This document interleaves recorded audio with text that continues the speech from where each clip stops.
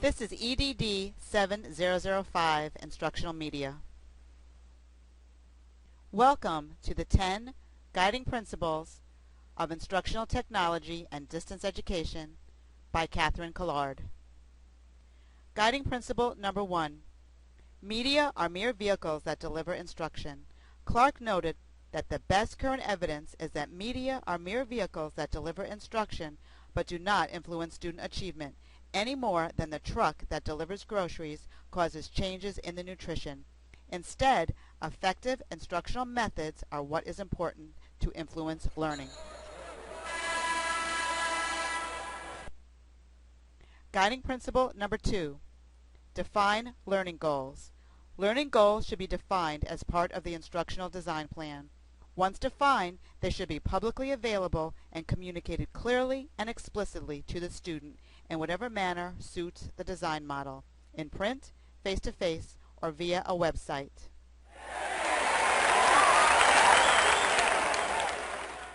Guiding Principle Number 3. Direct the instructional activities to meet the goals and objectives of the course. Specific instructional activities should be directed toward providing learners with the necessary skills, knowledge, or experiences to meet the goals and objectives of the course. The course content should be sequenced and structured to enable learners to achieve the goals articulated in the learning outcomes. Guiding Principle Number 4. Evaluate student performance. Evaluation of student performance should be directed toward the measurement and assessment of the defined learning goals, just as these goals provide the basis for the selection of instructional learning strategies. Guiding Principle Number 5.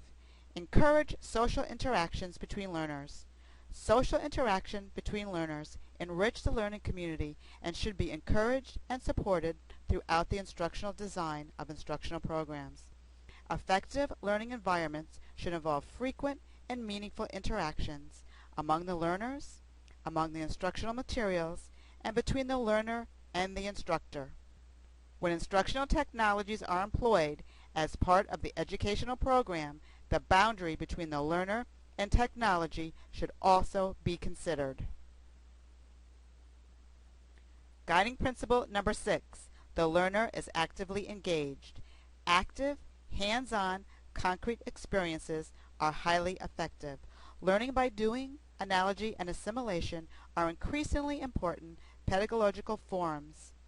Where possible, learning outcomes should relate to real-life experiences through simulation and application. Guiding Principle Number 7. Changing from teacher-centered to learner-centered. Students who enter the distance education learning environment are self-directed learners who expect to be engaged. Distance education, by its very nature, requires that students become engaged in the learning process. Students cannot sit back and be passive learners. They must take part in the process. They need to interact with the instructor and other students for optimal learning to take place. Guiding Principle Number 8. Integrate the approaches of the Assure model. This model is an instructional guide for planning and conducting lessons that integrate media and technology while focusing on the learner's needs. They include analyze the learner, state standards and objectives, select strategies, utilize technology, media, and materials, require learner participation, and evaluate and revise. Guiding Principle Number 9. The need for theory in distance education. Theory is important to the study of distance education because it directly affects the practice of the field. Theories guide the practice and research of distance education. Guiding Principle Number 10. Online experiences should be equivalent to traditional classroom experiences. It is essential that distance education courses be considered of high quality and comparable to traditionally offered courses. The totality of the learning experiences for distance educational learners should cover the same areas, even if the individual experiences might be different. Well-designed instructional strategies will provide for a learning experience that can assure the same or even better learning outcomes than traditional classroom education.